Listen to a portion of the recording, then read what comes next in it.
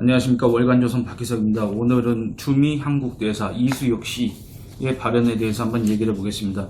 주말에 제가 그 온라인 기사 당번이었는데 이 해당 기사를 보고 너무 어처구니가 없었습니다. 근데 아니다 다를까 이제 월요일날 오늘 이제 조간부터 시작된 그 기사들을 보니까 역시 이수혁 씨 발언들이 이 지면에 상세하게 소개됐고 이게 논란이 됐습니다. 이수혁 씨는 지난 3일 화상으로 진행된 특파원 간담회에서 미중 간 갈등 격화와 관련된 해가지고 일각에서 우리가 미국과 중국 사이에 껴서 선택을 강요받게 될 것이라고 우려하기도 하지만 우리가 선택을 강요받는 국가가 아니라 이제는 선택을 할 수 있는 국가라는 자부심을 갖는다, 이렇게 얘기를 했습니다. 그러니까 이수혁 씨는 아마 이제 해명을 할 때 이렇게 얘기할 겁니다.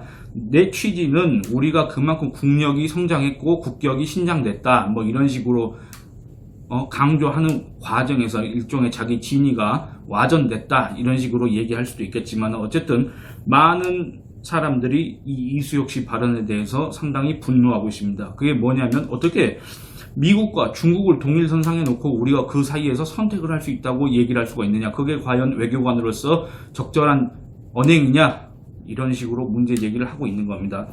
이수혁 씨는 그래도 나름대로 그 전문가형 외교관이라고 이렇게 인정받았던 사람인데 왜 이 사람이 자꾸 이런 식의 부적절한 발언을 하고 있는지 잘 모르겠습니다. 더군다나 6월달 호국 보훈의 달 아닙니까? 더군다나 이번 올해는 6.25가 일어난 지 70년이 된 해입니다.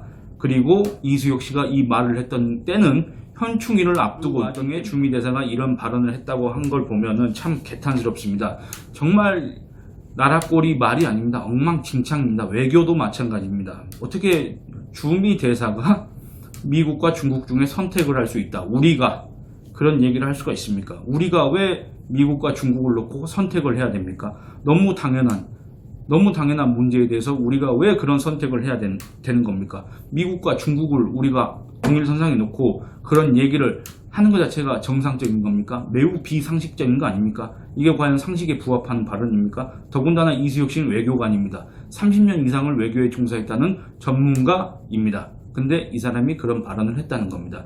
지금 오늘 그 조간을 보니까 중국의 축구 영웅이라고 하는 하오하이둥이라는 축구 선수 출신의 사업가가 있다고 그럽니다. 이 사람이 중국 공산당에 대해서 이렇게 비판을 했습니다. 일당 독재를 종식해야 된다, 이렇게 정면으로 비판을 했는데 뭐라고 했냐면 공산당 일당 독재를 종식하고 미 합중국처럼 중국 연방을 세워야 한다고 주장했습니다. 그러니까 이 중국의 소위 인민들도 영웅으로 떠받들고 있는 이 사람이 중국은 중공을 버리고 중국 공산당을 버리고 미국처럼 자유민주주의 체제로 나가야 된다, 이렇게 주장을 하고 있는 와중에 이 자유민주주의 체제인 대한민국의 대표 외교관인 이수혁이라는 사람은 공개적으로 미국과 중국을 우리가 선택할 수 있다, 이런 취지의 발언을 했다는 겁니다. 중국이 우리하고 같은 지향점을 갖는 그런 국가 체제입니까? 중국이 자유민주주의 체제입니까? 중국이 우리를 위해서 그동안에 뭘 해줬습니까?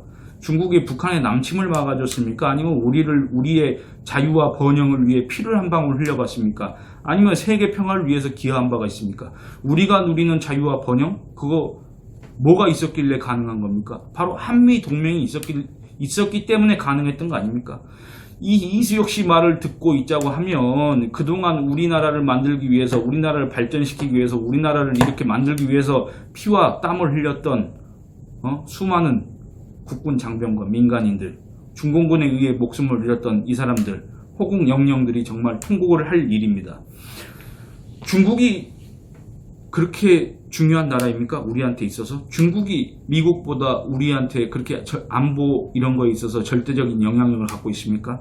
중국이 우리를 위협하는 북핵을 없애기 위해 어떤 노력을 한 적이 있습니까? 미국이 우리를 압박하는 그런 패권주의 행태를 보인 적이 있습니까? 지금 뭐 방위비 분담금 그런 얘기를 할 텐데 그건 제가 추후에 다른 동영상에서 한번 다루도록 하겠습니다.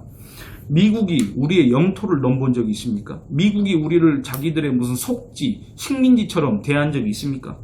우리의 자족분을 훼손한 적이 있습니까? 없지 않습니까? 지금 중국처럼 우리의 국방, 외교, 경제 이런 것들을 갖다가 압박한 체제, 국가가 있습니까? 우리의 주권을 침해한 나라가 있습니까?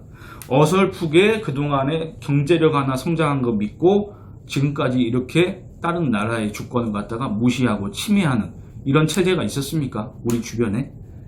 그러니까 2016년 7월 당시 송영선 전 의원이 중국을 향해서 이런 얘기를 한 거 아닙니까? 미국이 더 강한 영향력을 한국에 행사한다는 게 참을 수 없다는 거다. 중국이 청나라 이전 사고방식으로 한국을 대하고 있다.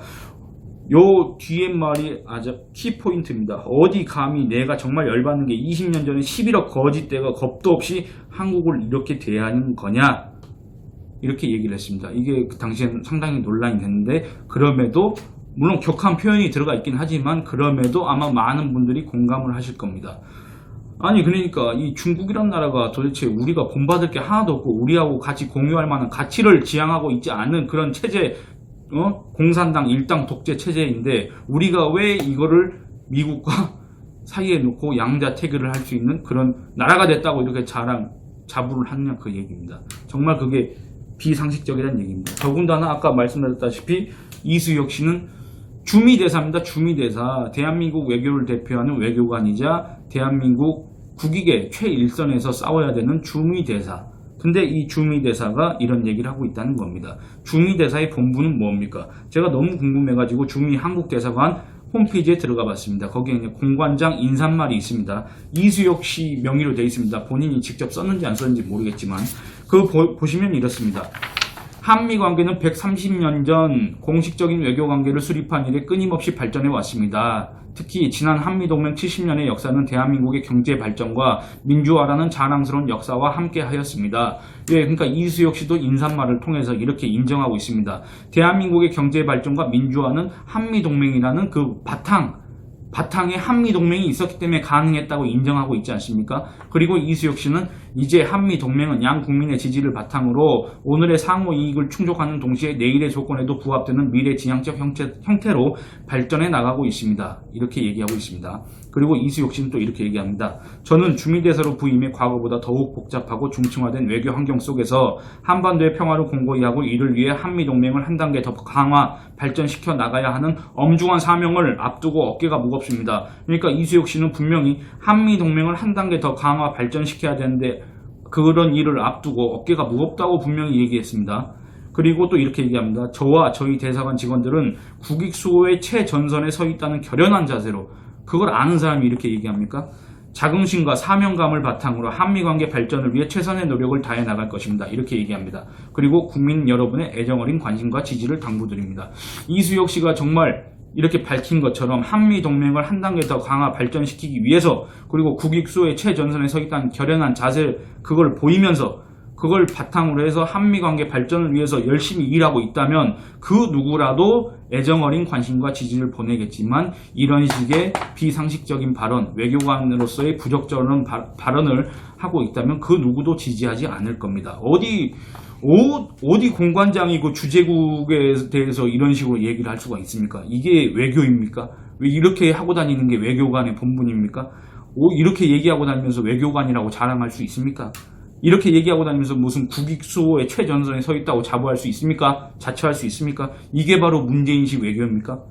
이게 바로 이수혁 씨가 1975년도에 외무고시에 합격했는데 이게 바로 한 30년 이상 외교에 종사했다고 하는 외교 전문가 이수혁 씨의 외교 방식입니까? 어처구니가 없습니다. 그러니까 미국 국무부는 타국의 외교관 이런 개인의 의견에 대해서 이렇게 논평을 내지 않는데, 이례적으로 미국 국무부가 이수혁 씨의 발언에 대해서 논평을 냈습니다. 뭐라고 했냐면, 한국이 수십 년 전 권위주의를 버리고 민주주의를 받아들였을 때 이미 어느 편에 설지 선택했다. 이렇게 이수혁 씨 주장을 사실상 반박하는, 그리고 이수혁 씨를 넘어서 문재인 정부의 행보를 압박하는 그런 이례적인 논평을 냈습니다. 그러니까 이거를 전하는 미국의 소리 방송도 이렇게 덧붙였습니다. 뭐라고 덧붙였냐면, 동맹국의 정책이나 개별 지침에 대해서 해당 정부에 문의하라는 답변으로 일관해온 미 국무부가 외교 당국자의 발언을 특정해 구체적인 논평을 내놓은 것은 매우 이례적이라고 이렇게 덧붙였습니다.